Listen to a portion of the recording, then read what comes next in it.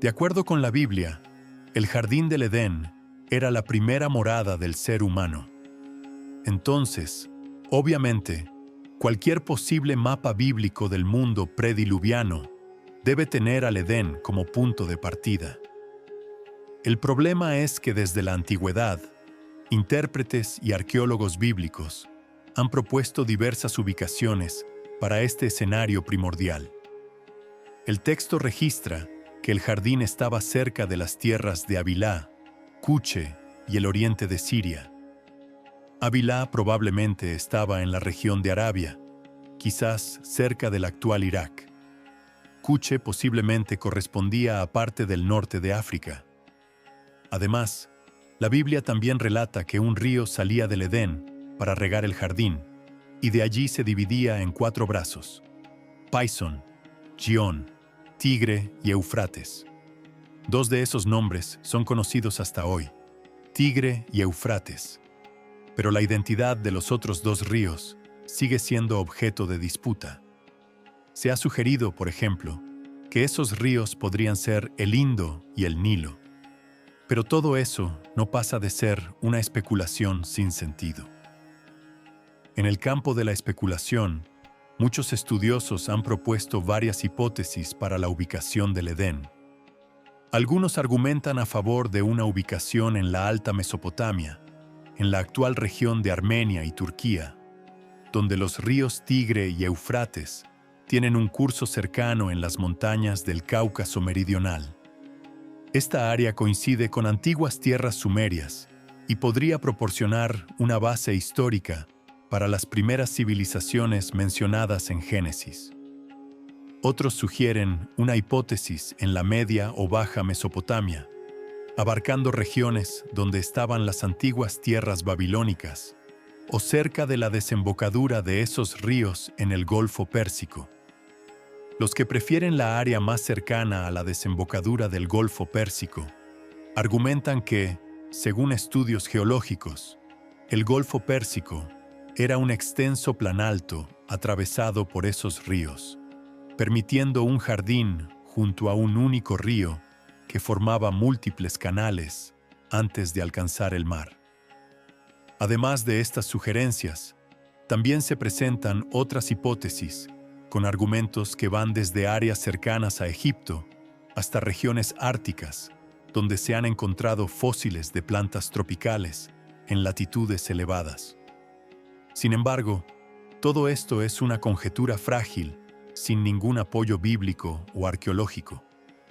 La verdad es que la Biblia no se propone ofrecer coordenadas geográficas exactas del paraíso perdido. Incluso los nombres de ríos que son conocidos hoy pueden no corresponder a los ríos originales prediluvianos. Muchos estudiosos defienden que el diluvio debió causar grandes transformaciones geológicas, provocando una reorganización drástica de cuencas fluviales y relevos terrestres. Fuentes históricas y estudios sedimentológicos, por ejemplo, indican que eventos catastróficos de gran escala pueden desplazar lechos, llenar llanuras e incluso crear nuevas elevaciones tectónicas. Así, el Tigre y el Eufrates que conocemos hoy pueden no seguir exactamente los antiguos contornos o ser solo ríos que llevan en sus nombres referencias a antiguos ríos prediluvianos que ya no existen. Esto explicaría también por qué los ríos Pison y Gihón permanecen completamente desconocidos hasta hoy.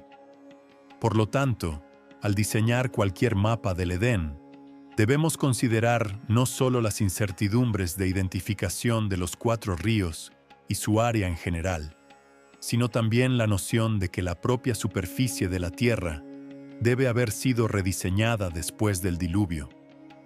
En otras palabras, la geografía bíblica del Edén permanece así solo en la imaginación teológica, imposible de alinear con precisión absoluta a un territorio contemporáneo.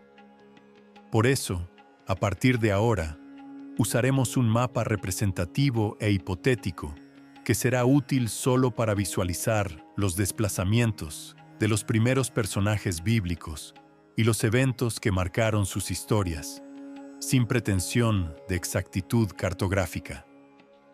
La Biblia dice que después de la caída en el pecado, el primer matrimonio fue expulsado del jardín del Edén por el Señor. El texto también registra que luego Dios puso querubines al oriente del jardín del Edén y una espada llameante que giraba por todos los lados para guardar el camino del árbol de la vida. El uso del término oriente puede indicar la dirección geográfica tomada por Adán y Eva, o quizás solo el marco del autor bíblico para informar que ellos se fueron lejos del jardín, fuera de la comunión con Dios, sin significar ninguna coordenada geográfica absoluta. Lo que se sabe al cierto es que Adán y Eva se establecieron en algún lugar fuera del jardín y comenzaron a cultivar la tierra. Tuvieron 2 hijos, Caín y Abel.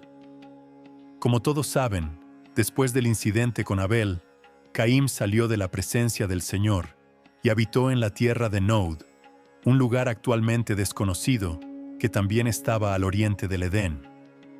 La palabra Nod significa etimológicamente algo como tierra de los errantes, sugiriendo un territorio asociado al exilio y al nomadismo. De cualquier forma, el texto parece indicar que el desplazamiento de Caín marcó una separación inicial entre la descendencia cainita y la linaje de Set, el otro hijo de Adán y Eva que reemplazó a Abel. El texto registra que Caín tuvo relaciones con su mujer, y ella concibió y dio a luz a Enoque. Y Caín edificó una ciudad, a la cual también llamó por el nombre de su hijo.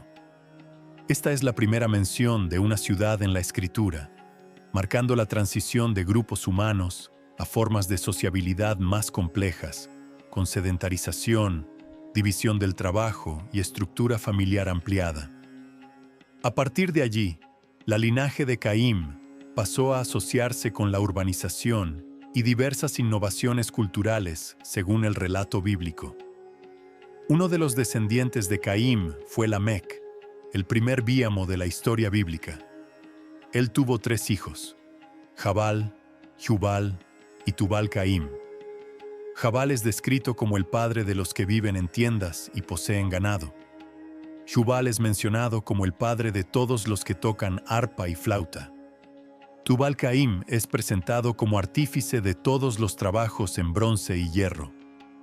Estos datos sugieren que incluso en el contexto del juicio divino por el pecado, Dios concedió al hombre, incluso a aquellos de la terrible linaje de Caín, la capacidad creativa reflejada en la construcción de la primera ciudad y el desarrollo de oficios especializados. Curiosamente, la primera ciudad construida por el hombre fue nombrada en honor a otro hombre, olvidándose completamente del Creador. Pero en algún lugar, probablemente algo distante de las tierras de los hijos de Caín, la linaje de Set también se desarrolló. Esta linaje fue responsable de conservar, en parte, la comunión con Dios. Por ejemplo, la Biblia relata que Set tuvo un hijo al que llamó Enos, y en ese tiempo se comenzó a invocar el nombre del Señor. Aquí hay un contraste interesante. Mientras la linaje de Caín se jactaba de sus logros terrenales, los descendientes piadosos de Set, en el tiempo de Enos, se preocupaban por entregar la gloria a quien realmente era digno de ella, el Señor.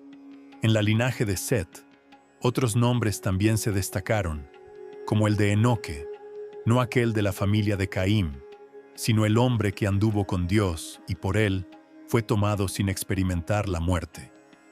El hijo de Enoque fue Matusalén, el hombre más longevo de la narrativa bíblica, con 969 años. Enseguida vino también el otro Lamec, que fue padre de Noé, el portador de la esperanza restauradora, en quien Dios encontró gracia y de quien surgió la nueva humanidad después del diluvio. Sin embargo, la Biblia dice que cuando los hombres comenzaron a multiplicarse sobre la faz de la tierra, nacieron hijas y los hijos de Dios, vieron que las hijas de los hombres eran hermosas, y tomaron para sí mujeres de todas las que escogieron. De esta mezcla surgieron los nefilines, un término que suele traducirse como gigantes, pero que originalmente su significado comunica la idea de caídos. Existe una teoría muy antigua de que los nefilines eran hijos de ángeles con mujeres. Contudo, esta teoría es problemática en varios aspectos y carece de base bíblica. Por eso, actualmente la mayoría de los eruditos bíblicos entienden que el texto no habla de una mezcla angélica humana, sino del entrelazamiento de dos linajes: la linaje divina representada por la descendencia de Set y la linaje humana asociada a la familia impía de Caín.